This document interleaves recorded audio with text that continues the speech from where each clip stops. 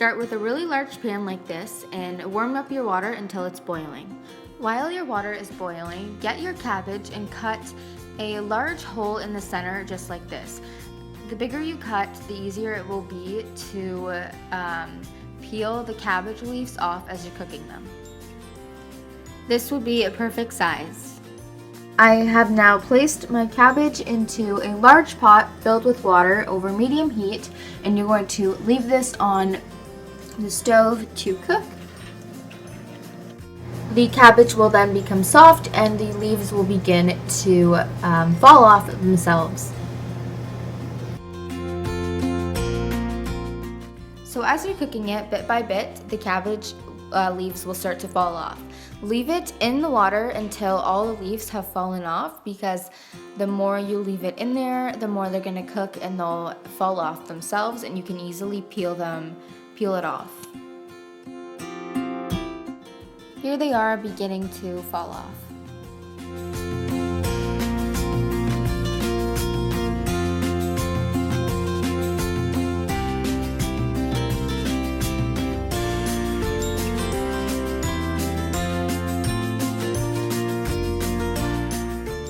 If the leaves are not coming off easy, then just run your knife along the sides and cut it off. As you can see, I've left the cabbage to just sit in the water and the leaves have basically all fallen off. So like I said, just leave it sitting in the water and they will eventually all come off slowly.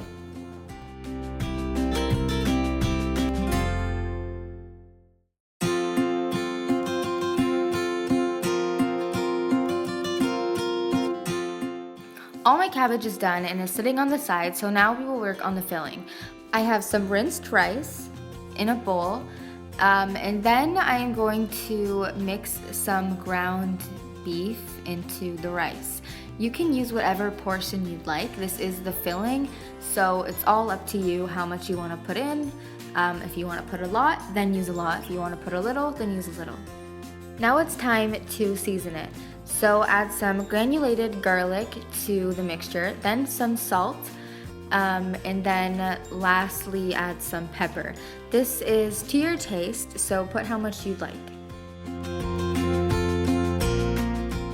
I've melted about 2 spoons of butter and just poured it into the filling, and it's time to mix the whole thing up together. This part is totally optional. You do not have to do it, but I like to add some dried mint to mine.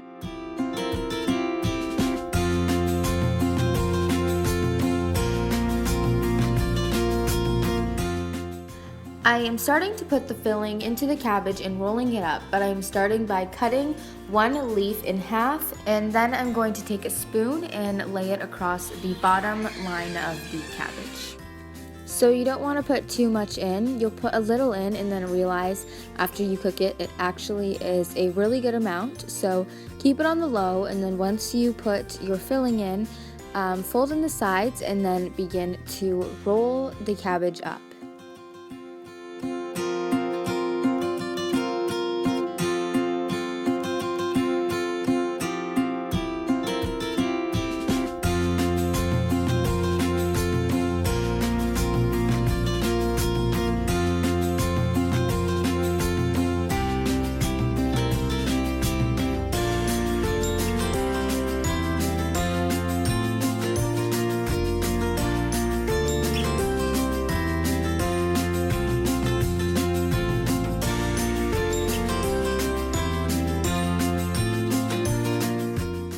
The cabbage rolls are all rolled up, and so now I am just cutting up slices of a few potatoes and laying them across the bottom of a large pan.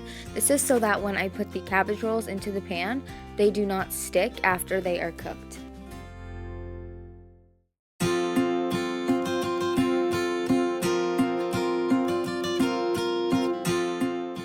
So the bottom of the pan is covered, and I am now going to begin lining up the cabbage rolls all along in the pan.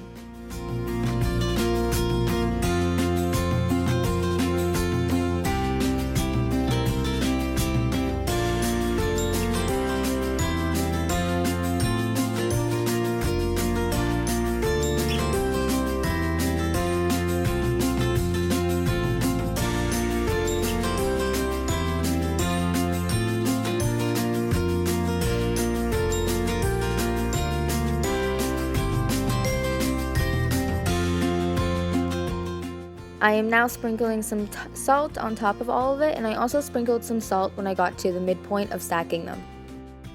While I was rolling up the cabbage, I took 2 big spoons of tomato paste and mixed it up with water and left it on medium heat and leave it until it is boiling. While it is boiling, just put the cabbage into a large pan over medium heat as well, just to warm up a little, and put a plate on top the way I did. So the tomato paste and water mixture is now boiled, so we are going to get ready to pour it onto the cabbage rolls. When you are pouring the water in, you want to make sure that you pour enough water to reach a little bit over the plate.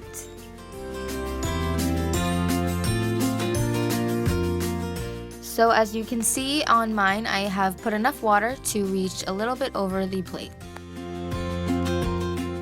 So now we are going to leave the cabbage rolls to cook in the water on medium heat. Mine took about 30 minutes to cook, but that can vary. So just keep an eye on it. You will know when it's cooked. The water will be absorbed and your cabbage rolls will become cooked. They will become softer, and the rice and the meat on the inside will also be cooked. My cabbage rolls are finally cooked, and these can be changed in any way you want. You can add or take away some of the ingredients used in the filling, so you can personalize these. These are really healthy for you, and they also taste amazing.